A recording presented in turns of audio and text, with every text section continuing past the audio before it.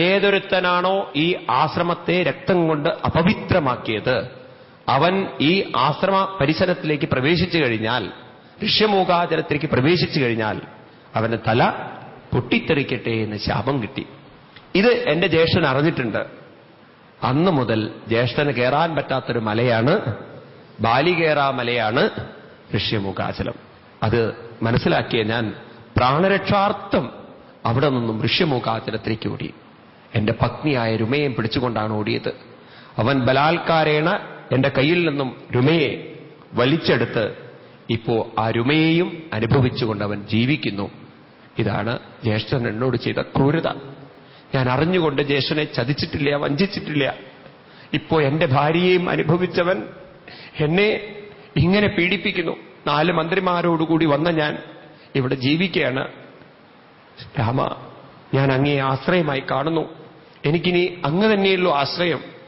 എന്റെ പത്നിയെ എനിക്ക് വീണ്ടെടുത്തു തരണം, അതിനവിടുന്ന് എന്നെ അനുഗ്രഹിക്കണം എന്ന് പറഞ്ഞ സമയത്ത് ശ്രീരാമസ്വാമിയും ഹനുമാൻ സ്വാമിയുടെ നേതൃത്വത്തിൽ സുഗ്രീവനും തമ്മിൽ സഖ്യമുണ്ടാക്കുന്ന ദിവസമാണ് മേടമാസം 1-ാം തീയതി. അപ്പോഴേക്കും ദിവസങ്ങൾ കടന്ന് മേടം 1-ാം തീയതി. അപ്പൊ നമ്മൾ ഈ കഥകളൊക്കെ നോക്കുമ്പോണ്ടല്ലോ, നമ്മുടെ കേരളത്തിലെ പല ഉത്സവങ്ങളും ഭാരതത്തിലെ പല ഉത്സവങ്ങളും രാമായണമായിട്ട് വളരെ ബന്ധപ്പെട്ടിട്ടാണ് കിടക്കുന്നത്.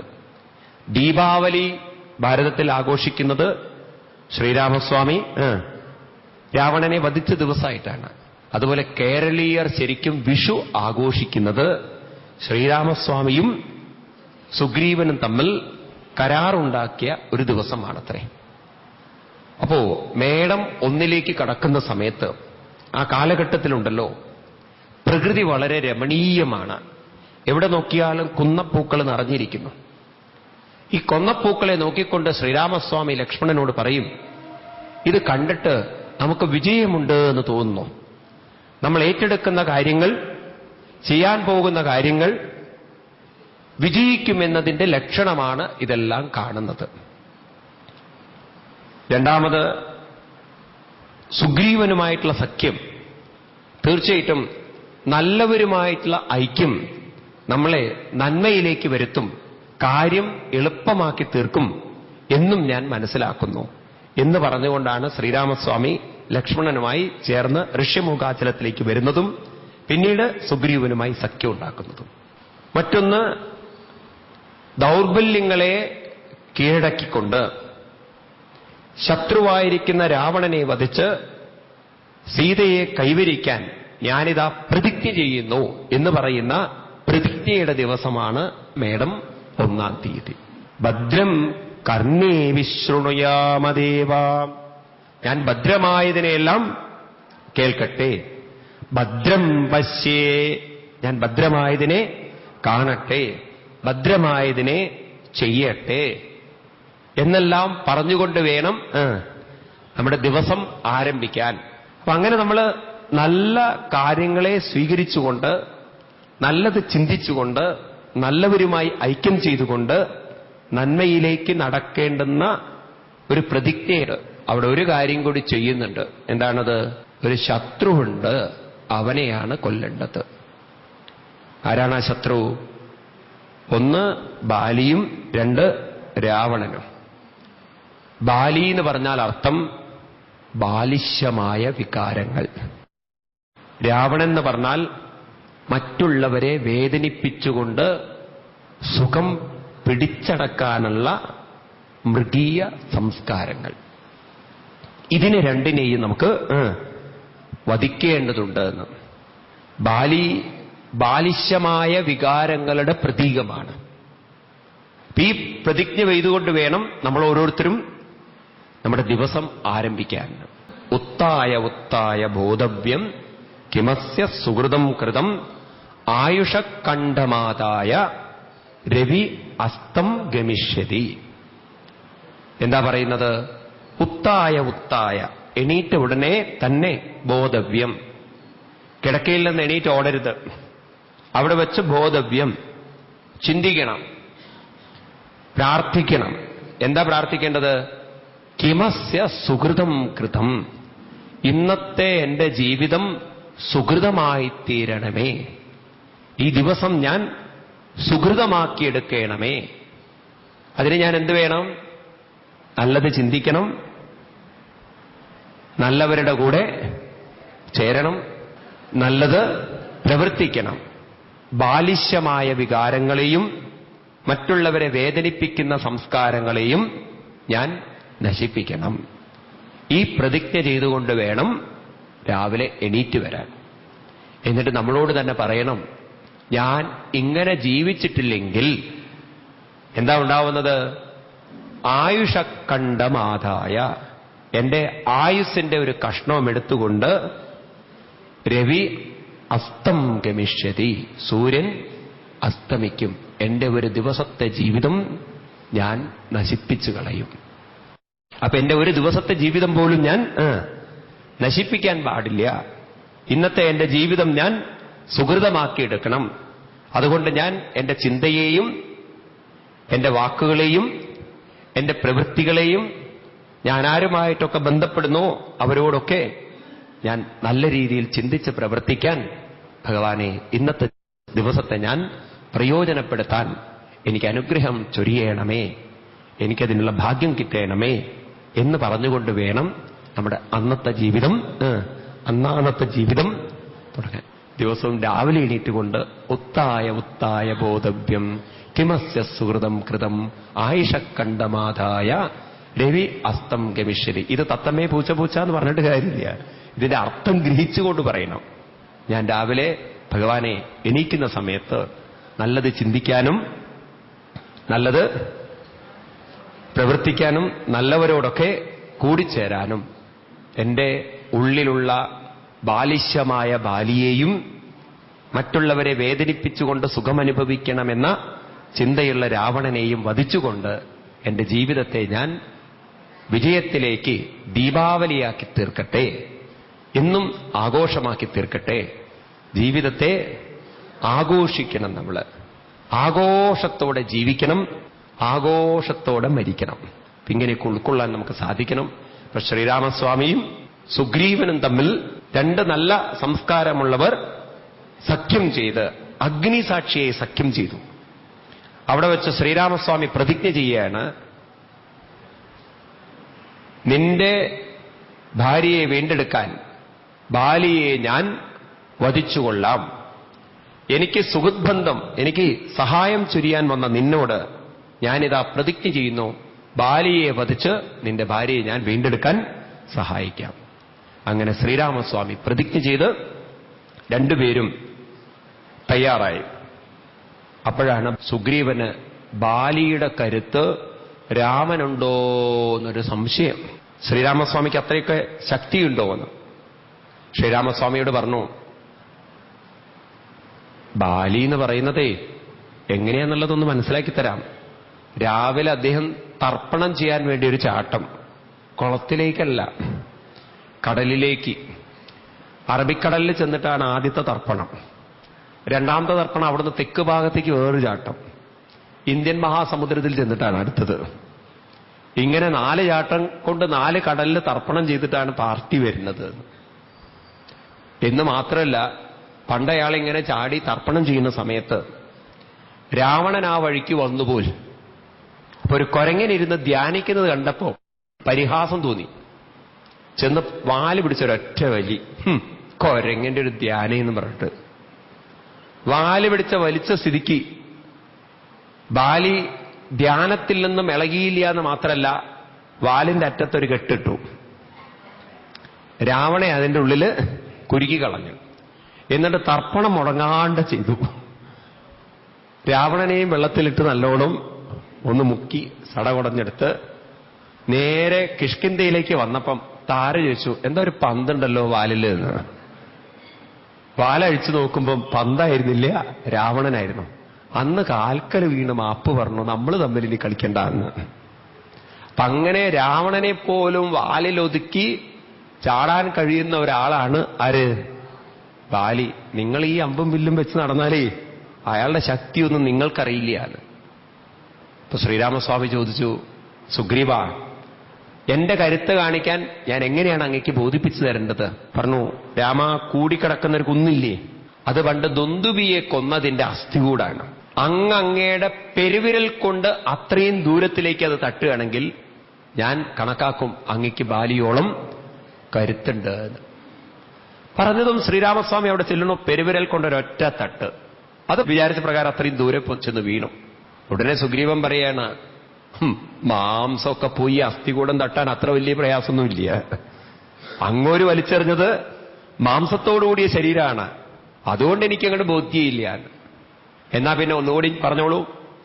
ഈ കാണുന്ന സ്വാലവൃക്ഷങ്ങളുണ്ടല്ലോ, വലിയ വണ്ണമുള്ള സ്വാലവൃക്ഷങ്ങള്, ഇത് ദിവസവും ബാലി വന്ന് കുലുക്കാറുണ്ടത്രേ. അത്ര കരുത്തനായിരുന്നോ ബാലിന്ന്? ഓ, അതാണോ കാര്യം? ശ്രീരാമസ്വാമി അവനാഴിയിൽ നിന്നും അമ്പെടുത്തു. ആ സ്വാലവൃക്ഷങ്ങളെ നോക്കിക്കൊണ്ട് അമ്പെയ്തപ്പോ അത് 7 വൃക്ഷങ്ങളെയും ഭേദിച്ചുകൊണ്ട് മുറിച്ചു കളഞ്ഞ് ഭൂമിയിൽ പോയി ഭൂമിയിൽ നിന്ന് പൊങ്ങി തിരിച്ച് ആവനാഴിയിൽ വന്നപ്പോ കാൽക്കൽ വീണിട്ട് പറഞ്ഞു, ഇതിന്റെ ശക്തി അനന്തമാണ്. ഇപ്പം മനസ്സിലാവുന്നുണ്ട്, അങ്ങ് സാധാരണക്കാരനല്ല, അനന്തമായ ശക്തി അങ്ങയിലുണ്ടെന്ന്. ആ നിമിഷം ഹനുമാൻ സ്വാമിക്ക് മനസ്സിലായി, എന്റെ മുന്നിൽ സാക്ഷാൽ ഭഗവാൻ തന്നെയാണ് പ്രത്യക്ഷമായിരിക്കുന്നത്. ഏതൊരു ഭഗവാനിലേക്കാണോ തന്റെ ഗുരുക്കന്മാർ തന്നെ നയിച്ചത്, ആ ഭഗവാന്റെ സാന്നിധ്യം എത്തിക്കഴിഞ്ഞു. താൻ രാമദാസനായി മാറിക്കഴിഞ്ഞു വരികയാണ്. അങ്ങനെ ഹനുമാൻ സ്വാമി ശ്രീരാമസ്വാമിയുടെ കാൽക്കൽ വീണുകൊണ്ട് പറഞ്ഞു, ഇനി ഈ ഉള്ളവനെ അങ്ങ് സ്വന്തമാക്കിക്കൊള്ളൂ എന്നും, അവിടുത്തെ ദാസനായി, സേവകനായി, പൂജകനായി ഞാനെന്നും കൂടെ ഉണ്ടാവാം. ശ്രീരാമസ്വാമി ബാലിവധത്തിന് വേണ്ടി സുഗ്രീവനോട് തയ്യാറാവാൻ പറയാണ്. സുഗ്രീവൻ വേഷവും കോപ്പൊക്കെ കിട്ടി ബാലിയുടെ കിഷ്കിന്ധാ രാജ്യത്തിലേക്ക് ചെന്ന് വെല്ലുവിളിച്ചു. വെല്ലുവിളി കേട്ട് ബാലി അവിടെ നിന്നും ഇറങ്ങി വരികയാണ്. തന്റെ സഹോദരൻ വെല്ലുവിളിക്കാൻ വന്നിരിക്കുന്നു, മദ്യം കൊണ്ട് ഉന്മത്തനാ.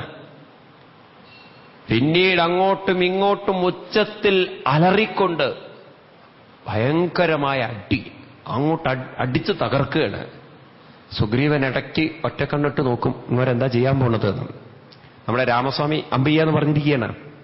അങ്ങോരൊരു വൃക്ഷത്തിന്റെ ചെരുവിൽ ഇങ്ങനെ ഒളിച്ചു നിൽക്കുന്നുണ്ട്. എത്ര അടി കിട്ടിയിട്ടും അമ്പ് വരുന്നില്ല.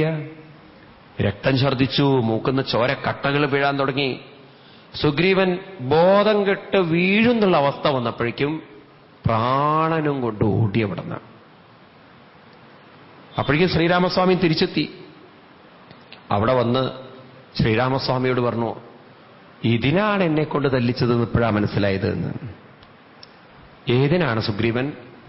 ബാലിയെക്കൊണ്ട് എന്നെ കൊല്ലിക്കാനാണ് അങ്ങ് യുദ്ധത്തിന് എന്നെ പറഞ്ഞയച്ചതെന്ന് ഇപ്പോഴാണ് മനസ്സിലായത്. അത് ആദ്യം പറയായിരുന്നെങ്കിൽ ഞാൻ ആ വഴിക്ക് പോവില്ലായിരുന്നല്ലോ. അത്ര തല്ല് കിട്ടിയിട്ടുണ്ടേ. ഉടനെ ശ്രീരാമസ്വാമി പറഞ്ഞു, അയ്യോ അയ്യോ, എന്റെ പേരിൽ ആരോപണങ്ങളൊന്നും ഉണ്ടാക്കരുതേ. നിങ്ങളെ കണ്ടു കഴിഞ്ഞാൽ രൂപം കൊണ്ടും ബലം കൊണ്ടും തേജസ് കൊണ്ടും നടത്തം കൊണ്ടും പിടുത്തം കൊണ്ടും ഒക്കെ തുല്യരാണ്, ഒരു വ്യത്യാസവുമില്ല. ഞാനെങ്ങാനും അമ്പെടുത്ത് അമ്പെയ്താൽ അത് ബാലിക്ക് പകരം അങ്ങയുടെ ഹൃദയത്തിലാണ് ചെന്ന് വീഴുന്നതെങ്കിൽ ഇതിനേക്കാളും വലിയ ചതിയുണ്ടോ, പാപമുണ്ടോ? സുഹൃത്തിനെ ചതിച്ചു കൊന്ന പാപത്തിനേക്കാൾ വലുത് വേറെയൊന്നുമില്ല. അതുകൊണ്ട് ഞാൻ ഒരിക്കലും സുഹൃദ്വധം ചെയ്യില്ല. നിങ്ങളെ തമ്മിൽ എനിക്ക് തിരിച്ചറിയാൻ സാധിക്കാത്തതുകൊണ്ടാണ് അമ്പെയ്യാൻ പറ്റാഞ്ഞത് എന്ന്. എന്നിട്ട് ലക്ഷ്മണനോട് പറഞ്ഞു, ലക്ഷ്മണ, ആ മരത്തിൽ നല്ല പൂക്കളുണ്ട്, ഗജപുഷ്പങ്ങള്, അതെല്ലാം പറിച്ചെടുത്തിട്ട് ഒരു മാല കോർത്ത് സുഗ്രീവന്റെ കഴുത്തിലിട്ടിട്ട് ഒരിക്കൽ കൂടി യുദ്ധഭീഷണി മുഴക്കാൻ പറയൂ. സുഗ്രീവൻ ചോദിച്ചു, മറക്കില്ലല്ലോ, മാലയുള്ള ഞാനും മാലയില്ലാത്ത ബാലിയും. ബാലിയുടെ കഴുത്തിലൊരു മാലയുണ്ട്, സ്വർണമാലയുണ്ട്, പണ്ട് ഇന്ദ്രൻ കൊടുത്തതാണ്. ആ മാലയ്ക്കൊരു പ്രത്യേകതയുണ്ട്. എന്താ മാലയ്ക്കുള്ള പ്രത്യേകത? ആ മാല കഴുത്തിലിട്ട് യുദ്ധം ചെയ്യുകയാണെങ്കിൽ തന്നോട് യുദ്ധം ചെയ്യാൻ വരുന്നവന്റെ പകുതി ബലം തനിക്ക് കിട്ടുന്നുള്ളതാണ്. ഓ, അങ്ങനെ ഒരു മാല കിട്ടിയാൽ തർക്കടില്ലായിരുന്നു. ഇന്നിപ്പോ നമ്മൾ കഴുത്തിലിരിക്കുന്ന മാല, അത് മാല ഇല്ലാത്തവൻ നോക്കിയാൽ അവന്റെ ബലം കൂടി നമുക്കില്ല എന്ന് മാത്രമല്ല, നമ്മുടെ ഉള്ള ബലം കൂടി കഴുത്തിലേക്ക് ഇങ്ങനെ നോക്കിക്കൊണ്ട്, കുറച്ച് രൂക്ഷമായി നോക്കിക്കൊണ്ട് മാല പറിക്കാൻ വേണ്ടി ഒരാൾ നോക്കുമ്പോ മാല ഉള്ളവനാണോ ബലം, മാല ഇല്ലാത്തവനാണോ ബലം? അല്ലേ? അപ്പൊ അങ്ങനെ മാലയൊക്കെ ഇട്ടിട്ടാണ് അയാൾ യുദ്ധത്തിന് വരുന്നത്. ഒരിക്കൽ കൂടി നിങ്ങൾ യുദ്ധത്തിന് പോർ വിളിക്കൂ എന്ന് പറഞ്ഞപ്പോ സുഗ്രീവൻ ശ്രീരാമസ്വാമിയെ പൂർണ്ണമായി വിശ്വസിച്ചുകൊണ്ട് പോവുകയാണ്. അങ്ങനെ യുദ്ധത്തിന് കാഹളം മുഴക്കിയപ്പോ അവന്റെ ഉന്മത്തത തീർന്നിട്ടില്ലേ, ഇപ്പൊ തീർക്കുന്നുണ്ട് അവനെ ഞാൻ എന്ന് പറഞ്ഞ അഹങ്കാരത്തോടെ കോപത്തോടെ ബാലി ഇറങ്ങി വരുമ്പം താരതെടുത്തു. അരുതരുതരുതേ, ഇതിലെന്തോ ചതിയുണ്ട്. ഇപ്പം പോയ ആള്, രക്തം ഛർദ്ദിച്ചുകൊണ്ട് പോയ ആള് തിരിച്ച് വീണ്ടും യുദ്ധത്തിന് കാഹളം മുഴക്കുന്നുവെങ്കിൽ അവനെ സഹായിക്കാൻ ആരോ പിന്നിലുണ്ട് എന്ന് മാത്രമല്ല, ഇന്നലെ നമ്മുടെ അംഗദകുമാരൻ ഇവിടെ നിന്നും പുറത്തുപോയ സമയത്ത് അവരിൽ നിന്നും പലരിൽ നിന്നും മനസ്സിലാക്കാൻ പറ്റി, ദശരഥ രാജാവിന്റെ പുത്രൻ ശ്രീരാമസ്വാമിയും സഹോദരൻ ലക്ഷ്മണനും സീതാസമേതനായി കാട്ടിൽ വന്നു എന്നും ആ സീതയെ രാവണൻ അപഹരിച്ചു കൊണ്ടുപോയെന്നും ഇപ്പൊ സീതയെ വീണ്ടു കിട്ടാൻ വേണ്ടിയിട്ട് സുഗ്രീവനുമായി ചേർന്നിട്ടുണ്ട്, സഖ്യം ചെയ്തിട്ടുണ്ട്. സുഗ്രീവനോട് രാമൻ പറഞ്ഞിട്ടുണ്ടത്രേ ബാലിയെ കൊന്നുകൊണ്ട് അവന്റെ ഭാര്യയെ വീണ്ടെടുത്തു കൊടുക്കാം എന്നുള്ളത്. ഇങ്ങനൊരു സഖ്യം അവർ ചെയ്തിട്ടുണ്ടെങ്കിൽ സുഗ്രീവന്റെ പിന്നിൽ ഇപ്പോൾ ഉള്ളത് രാമനായിരിക്കും. അതുകൊണ്ട് അങ്ങ് യുദ്ധത്തിന് പോകരുത്, എന്റെ മനസ്സ് പിടയുന്നു, എനിക്ക് പേടിയാവുന്നു, മരണത്തിലേക്കാണോ അങ്ങ് പോകുന്നതെന്ന് ഭാര്യയെ തട്ടി മാറ്റിക്കൊണ്ട് പറഞ്ഞു. അങ്ങനെ ഒരു രാമന് സീതയെ വേണമെന്നുണ്ടെങ്കിൽ ആ രാമൻ എന്റെ അടുത്ത് വരില്ലേ? ഇപ്പോ തന്നെ ഞാൻ സീതയെ കൊണ്ടുവരില്ലോ. രാവണനോട് പറഞ്ഞാൽ മതി. എന്ത് രാവണ, ഓർമ്മല്ലേ, ബാലിയാണ് വിളിക്കുന്നത്, സീതയൊന്ന് വേഗം ഇവിടെ തന്നെ കൊണ്ടാക്കിക്കോളും. അയാൾ സീതയല്ല, അതിലും വലിയ സീതയെ കൊണ്ടാക്കും. കാരണം അയാൾക്കറിയാം, പണ്ട് അയാള് വാലിന്റെ പിന്നിൽ ചുറ്റി കടന്ന കാര്യം അയാൾക്ക് നല്ല ഓർമ്മയുണ്ട്. അതുകൊണ്ട് എന്നോടൊരു വാക്ക് പറഞ്ഞ സീതയെ ഞാൻ കൊണ്ടുകൊടുക്കുമല്ലോ. എനിക്ക് തോന്നുന്നില്ല അയോധ്യ വംശത്തിലുള്ളവരൊക്കെ ധർമ്മിഷ്ഠന്മാരാണെങ്കിൽ ധർമ്മച്ചതി ചെയ്യും രാമൻ എന്ന് എനിക്ക് തോന്നുന്നില്ല. നീ അതിനെക്കുറിച്ചൊന്നും പേടിക്കണ്ട, അവന്റെ ഗർവ് ഞാൻ ഇപ്പം തീർക്കുന്നുണ്ട്, ആ സുഗ്രീവന്റെ എന്ന് പറഞ്ഞ് സുഗ്രീവന്റെ ഗർവ് തീർക്കാൻ ബാലി പോയി. താര പറഞ്ഞത് ബാലി അനുസരിച്ചില്ല, മാലയെക്കെട്ട് അപ്പൊ എന്നാലൊന്ന് ശ്രദ്ധിക്കേണ്ടതായിരുന്നു. കഴുത്തിൽ പുതിയ മാലയെക്കെട്ട് വന്നപ്പം ഇതിലെന്തെങ്കിലും ഒരു പ്രത്യേകത ഉണ്ട് എന്നുള്ളത് മനസ്സിലാക്കേണ്ടതായിരുന്നു. അങ്ങനെ യുദ്ധം തുടങ്ങി. നല്ല ശക്തിയുള്ള ഒരു അടി ബാലി സുഗ്രീവന് കൊടുത്തപ്പോ ഒരു വൃക്ഷത്തിന്റെ വേര് വലിച്ചുകൊണ്ടുവന്ന് അങ്ങനെ തന്നെ ബാലിയുടെ തലയ്ക്കടിച്ചു. രണ്ടുപേരും രക്തമൊക്കെ ഛർദ്ദിക്കും. ഇടയ്ക്ക് സുഗ്രീവൻ മുന്നേ കുറച്ച് അടി കിട്ടിയതിന്റെ ക്ഷീണം തീർന്നിട്ടില്ല. ഒളിക്കണ്ടിട്ട് നോക്കും രാമൻ അവിടെ എന്താ ചെയ്യണത് എന്ന്. രാമസ്വാമി ഇങ്ങനെ ഉറപ്പിക്കുക, ഇത് മറ്റേ മാല, ഇത് മറ്റേ മാല, ഇത് മറ്റേ മാല. കാരണം ഇവിടെ രൂപം കൊണ്ടൊക്കെ ഒന്നാണേ. അവിടെ സുഗ്രീവനും ബാലിയൊന്നും തിരിച്ചറിയാൻ പറ്റില്ല. മനസ്സിലായില്ലേ? ഇത് ഇന്ന മാല, ഇത് ഇന്ന മാല, ഇന്ന മാല, ഇന്ന മാല. അങ്ങനെ ഒരു സന്ദർഭം വന്ന സമയത്ത് ഗജപുഷ്പമാലയിട്ടവൻ സുഗ്രീവനും മണിമുത്തിന്റെ മാലയിട്ടവൻ ബാലി. ഇതങ്ങോട്ട് ഉറപ്പിച്ച് ആ മണിമുത്തിന്റെ മാലയിട്ട ബാലിയുടെ നെഞ്ചിലേക്ക് നോക്കിക്കൊണ്ട് ക്രക്ക് അസ്ത്രമേതു. ബാലിയുടെ മാറിൽ അമ്പുകൊണ്ടു. ബാലിത മറിഞ്ഞങ്ങോട്ട് വീണു. ഭൂമിയിലേക്ക് വീണതും ഭൂമി പോലൊന്ന് കുലുങ്ങി എന്നാണ്. അവിടെ വെച്ച് ശ്രീരാമസ്വാമി കാണാണ്. പുഞ്ചിരിയോട് ശ്രീരാമസ്വാമി വരുന്നു. പിന്നെ ശ്രീരാമസ്വാമിയോട് കുറെ ചോദ്യങ്ങളുണ്ട്. ബാലി ചോദിക്കുന്ന ചോദ്യങ്ങൾ. അയോധ്യാധിപതിയായ ദശരഥന്റെ പുത്രനാണ് അവിടുന്നെങ്കിൽ, ധർമ്മമനുഷ്ഠിച്ച് നടക്കേണ്ട രാജാവാണ് അവിടുന്നെങ്കിൽ എന്തിനിങ്ങനെ ധർമ്മചതി ചെയ്തു? രാജാക്കന്മാരുടെ സംസ്കാരം അനുസരിച്ച് രണ്ട് കാര്യങ്ങളുണ്ട്.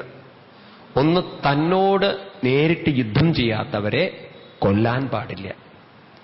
മറ്റൊന്ന്, മറ്റൊരാളോട് യുദ്ധം ചെയ്തുകൊണ്ടിരിക്കുന്ന ഒരാളെ ചതിച്ചു കൊല്ലാൻ പാടില്ല.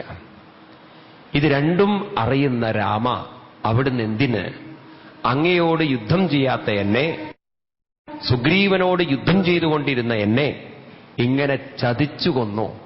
അങ്ങയ്ക്കെന്നും അത് ദുഷ്കീർത്തി ഉണ്ടാക്കിയിരിക്കുന്നതാണ്. പിന്നീട് പറഞ്ഞു, അങ്ങൊരു പക്ഷേ പറയാണ് ഞങ്ങൾ രാജാക്കന്മാര് കാട്ടിൽ മൃഗയാവിനോദം ചെയ്യാൻ വന്നതാണ്. ഒരിക്കലും മൃഗയാവിനോദത്തിൽ കൊരങ്ങന്മാരെ, വാനരന്മാരെ കൊല്ലാറില്ല രാജാക്കന്മാര്. കാരണം വാനരന്മാരുടെ മാംസവും ഉപയോഗ്യമല്ല, വാനരന്മാരുടെ തോലും ഉപയോഗ്യമല്ല. പുലിയൊക്കെ ആണെങ്കിൽ അതിന്റെ തോൽ ഉപയോഗിക്കാം. അതുപോലെ തന്നെ അതിന്റെ പല്ല് തുടങ്ങിയിട്ടുള്ളതൊക്കെ എടുത്ത് ഉപയോഗിക്കാം. പുലിപ്പല്ല്, പുലിത്തോല് തുടങ്ങിയത്. സിംഹങ്ങളൊക്കെ ആണെങ്കിൽ ഉണ്ടല്ലോ, അതിന്റെ തലയൊക്കെ എടുത്തുകൊണ്ടുപോയി, ആ തോലൊക്കെ എടുത്തുകൊണ്ടുപോയി അങ്ങനെ പ്രതാപം കാണിക്കാറുണ്ട്. എന്നാ ഞങ്ങളുടെ ആണെങ്കിലോ, മാനിന്റെയൊക്കെ മാംസവും തോലും എടുക്കാം. ഞങ്ങളുടെ മാംസവും കൊള്ളില്ല, തോലും കൊള്ളില്ല. ഇനി അങ്ങ് പറയാണ്, അതല്ല, സുഗ്രീവന്റെ ഭാര്യയെ വെച്ചതുകൊണ്ടാണ് കൊല്ലുന്നത് എന്ന് പറയുകയാണെങ്കിൽ, മൃഗങ്ങൾക്കൊന്നും മനുഷ്യന്മാരുടെ സംസ്കാരം ഉണ്ടാവണം എന്ന് പറയുന്നത് ശരിയല്ലല്ലോ. മൃഗങ്ങളുടെ ഇടയിൽ ഭാര്യ, ഭർത്താവ്, അച്ഛൻ, അമ്മ എന്നൊക്കെ ബന്ധങ്ങളുണ്ടോ? ഉണ്ടോ? അങ്ങനെ ഒരു ബന്ധങ്ങളൊന്നും അവരുടെ ഇടയിലില്ല. അതുകൊണ്ട് അങ്ങ് ചെയ്തത് നിഷ്ഠൂരമാണ്, അങ്ങക്ക് ചേർന്നതല്ല. ഭൂമിക്ക് വേണ്ടിയിട്ടാണോ അങ്ങൊരു വാനരയെ കൊന്നത്? പെണ്ണിന് വേണ്ടി, ഭൂമിക്ക് വേണ്ടി ഇങ്ങനെയൊക്കെയുള്ള യുദ്ധം നടക്കാറ്. എന്തിനു വേണ്ടിയിട്ടാണ് അങ്ങ് എന്നെ കൊന്നത് എന്നെല്ലാം പറഞ്ഞങ്ങോട്ട് കുറെ കരഞ്ഞപ്പോ ശ്രീരാമസ്വാമി ബാലിയുടെ അടുത്തെത്തിയിട്ട് ബാലിയോട് പറയാണ്, ബാലി, നീ ധർമ്മം പറഞ്ഞ് എന്നെ തെറ്റിദ്ധരിപ്പിക്കരുത്. നിന്നെ ഞാൻ കൊന്നതിന് കാരണം നീ വാനരവംശത്തിന്റെ രാജാവായിട്ടിരിക്കുകയാണ്. ഒരു രാജാവ് ധർമ്മത്തെ തെറ്റിച്ചു കഴിഞ്ഞാൽ അയാളുടെ പ്രജകളും ധർമ്മം തെറ്റിക്കും. അനുജന്റെ ഭാര്യയെ ബലാത്കാരേണ നീ രാജാവായിരുന്നിട്ട് ചെയ്യുകയാണെങ്കിൽ, ധർമ്മം തെറ്റിക്കുകയാണെങ്കിൽ, ബാക്കിയുള്ളവരും അതേ ധർമ്മത്തെ തെറ്റിക്കും. അതുകൊണ്ട് മറ്റുള്ളവരെ വഴിതെറ്റിക്കുന്നവരെ ശിക്ഷിക്കേണ്ടത് രാജാക്കന്മാരുടെ ധർമ്മമാണ്.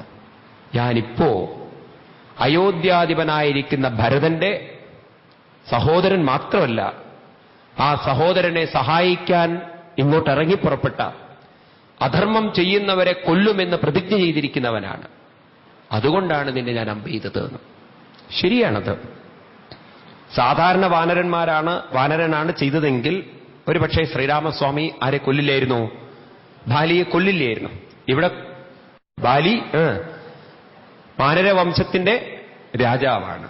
അപ്പൊ രാജാവ് തെറ്റ് ചെയ്താൽ പ്രജകളെയും അത് വേഗം സ്വാധീനിച്ച് പ്രജകളും വഴിപിഴയ്ക്കും. അതുകൊണ്ട് പ്രജകളെ ശിക്ഷിക്കാൻ ഒരു രാജാവിന് അർഹതയുണ്ടാവണമെങ്കിൽ ആദ്യം രാജാവ് തെറ്റ് ചെയ്യരുത്. നിങ്ങൾക്ക് മനസ്സിലായോ അറിയില്ല. അതായത് ബാലിയുടെ വംശത്തിൽ, കൊട്ടാരത്തിൽ ഒരു വാനരൻ വേറൊരു വാനരന്റെ ഭാര്യയെ ബലാത്കാരേണ പിടിച്ചു കഴിഞ്ഞാൽ ഒരുപക്ഷെ ബാലി എന്ത് ചെയ്യും? ശിക്ഷിക്കും. രാജാവ് എന്നുള്ളതിലേക്ക് ശിക്ഷിക്കും. അപ്പൊ രാജാവ് വേറൊരാളുടെ തെറ്റിന് ശിക്ഷിക്കുമെങ്കിൽ ആ രാജാവ് തെറ്റ് ചെയ്ത രാജാവിനെ ആര് ശിക്ഷിക്കണം? ഇവിടെ പ്രജകൾക്ക് ശിക്ഷിക്കാൻ പറ്റില്ല. അതുകൊണ്ട് ആ രാജാവിനെയും ശിക്ഷിക്കാൻ അധികാരമുള്ളവൻ ശിക്ഷിക്കണം. ഞാൻ ആ ധർമ്മമേ ചെയ്തിട്ടുള്ളൂ. വളരെ ശരിയാണത്. പിന്നീട് പറയാണ്, തന്റെ സഹോദരൻ അനുജനുണ്ടല്ലോ, ആ അനുജനെ സംരക്ഷിക്കേണ്ടവനാണ് ആര്? ജ്യേഷ്ഠൻ. അതിന് പകരം അനുജന്റെ ഭാര്യയെ ബലാത്കാരേണ കാമാന്തനായി പിടിച്ച് അനുജനെ തല്ലിയാട്ടുന്നവനല്ല ജ്യേഷ്ഠൻ. അനുജനോട് പൊറുക്കേണ്ടവനാണ് ജ്യേഷ്ഠൻ. ഈ തെറ്റുകളൊക്കെ അങ്ങ് ചെയ്തിട്ടില്ലേ? പിന്നീട് പറഞ്ഞു, ഞങ്ങള് ഇക്ഷ്വാകു വംശത്തിന്റെ ചരിത്രത്തില് കരാളുകൾ, പ്രതിജ്ഞകൾ ചെയ്തിട്ടുണ്ടെങ്കിൽ ഞങ്ങൾ സത്യലംഘനം ചെയ്യുന്നവരല്ല, ഞങ്ങൾ ആ സത്യം നിറവേറ്റിയവരാണ്. നിന്റെ സഹോദരനോട് ഞാൻ പറഞ്ഞു, സുഗ്രീവനോട് പറഞ്ഞു, തെറ്റ് ചെയ്ത ബാലിയെ ഞാൻ കൊല്ലാമെന്നൊരു പ്രതിജ്ഞ ചെയ്തിട്ടുണ്ടെങ്കിൽ എനിക്ക് എന്റെ പ്രതിജ്ഞ നിറവേറ്റേണ്ടത് ആവശ്യമാണ്. ഇതുകൊണ്ടൊക്കെയാണ് ഞാൻ നിന്നെ വധിച്ചിരിക്കുന്നത്. ഇത് കേട്ടപ്പോ ബാലിക്ക് തന്റെ തെറ്റു മനസ്സിലായി. ബാലി ഉടനെ ശ്രീരാമ പാതാരവിന്ദത്തിൽ വീണുകൊണ്ട് പറഞ്ഞു, അടിയന് തെറ്റുപറ്റി എന്ന് മനസ്സിലായി. ലോകത്തിൽ പലരും ഇങ്ങനെയാണ്. തെറ്റുപറ്റി എന്ന് മനസ്സിലാക്കുക ജീവിതത്തിന്റെ അവസാന നാളുകളിലോ അല്ലെങ്കിൽ ജീവിതത്തിൽ വീഴുമ്പോഴോ പരാജയപ്പെടുമ്പോഴോ അപകടത്തിൽപ്പെടുമ്പോഴോ വേദനകൾ അനുഭവിക്കുമ്പോഴൊക്കെയാണ്. ഇവിടെ ബാലിക്ക് തെറ്റ് മനസ്സിലായത് അപ്പോഴാണ്. ബാലി പറഞ്ഞു, എന്നോട് ക്ഷമിക്കണം, പൊറുക്കണം.